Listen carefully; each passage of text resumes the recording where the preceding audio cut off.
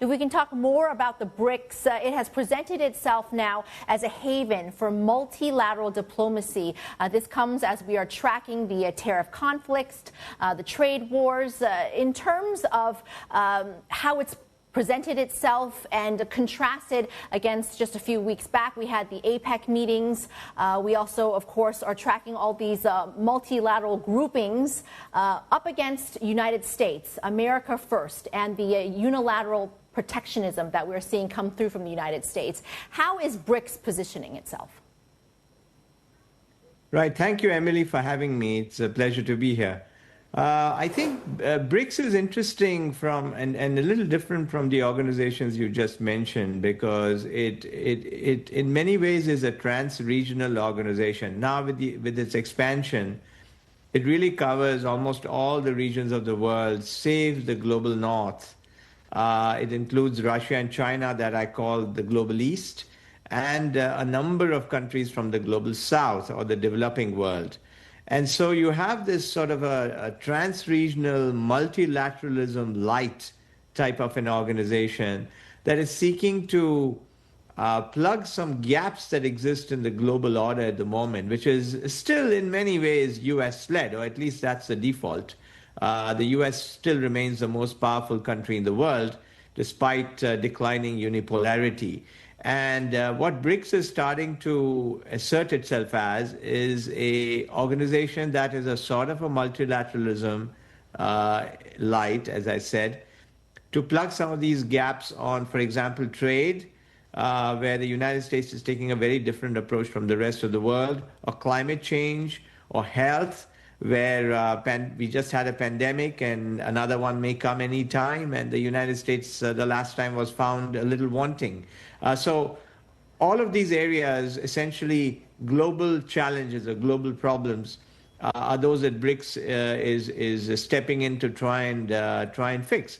And another reason why BRICS is there is because the global south component of BRICS also sees this increasing uncertainty in the global order. It doesn't know where things are going. It doesn't know if the United States will remain at the top of the list in the coming years, or certainly in the coming 1 or 2 decades. And it makes sense for global south countries to invest in alternative structures, simply as a risk-spreading mechanism to ensure themselves against the uncertainty of the future. So this is a trans-regional group.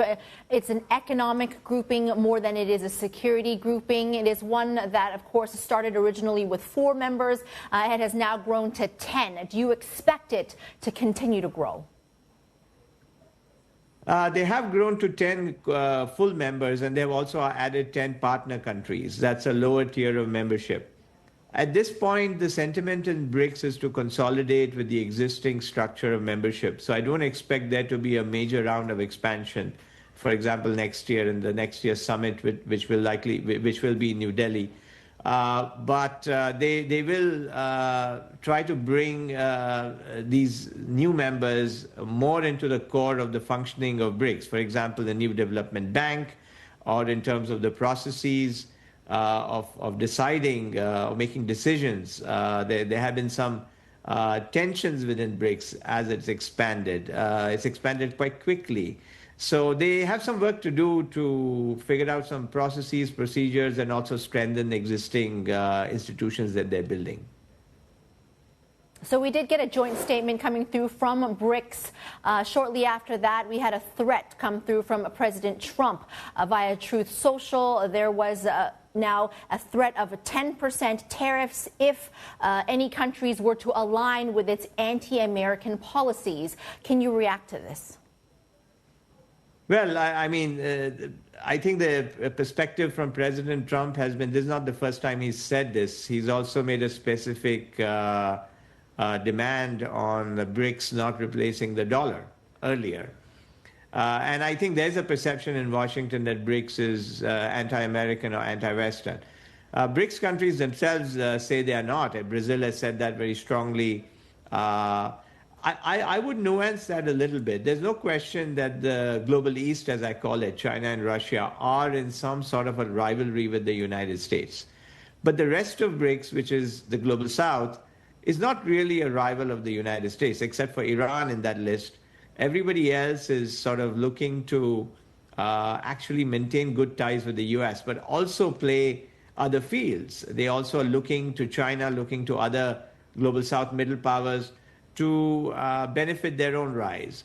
So they're very much in the mode of multi-alignment. But that does not mean that they want to abandon the alignments that they do have with the United States. So there's a difference in the interests of the global South countries and to some extent the interests of China and certainly Russia.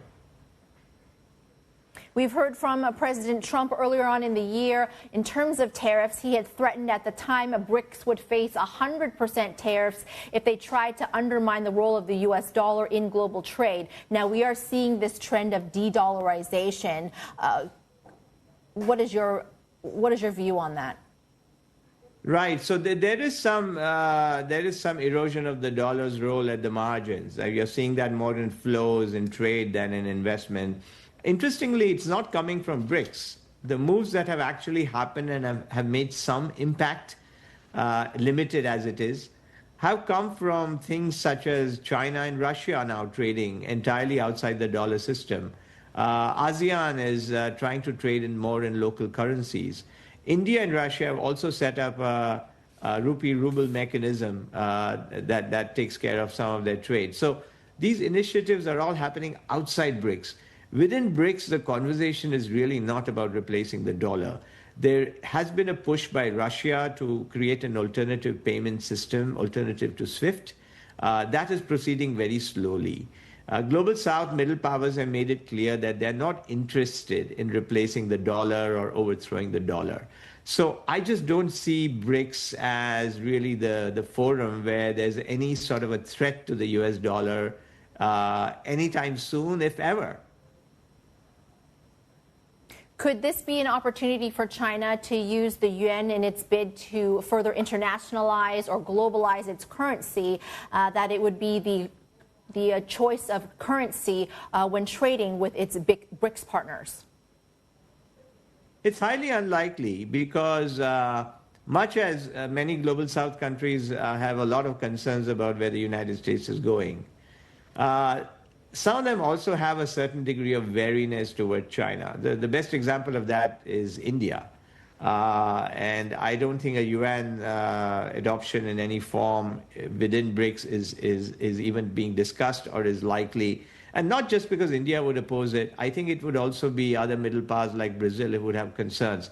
So these questions that are being discussed in some quarters, you just don't see any material conversations or progress inside BRICS meeting rooms. What they're really doing that is impactful to some extent is development finance, is health, is climate, and certainly they are taking positions on issues like security in the Middle East, which are in some cases run up against the positions of the United States. But these are more statements than actual concrete actions in the security sphere.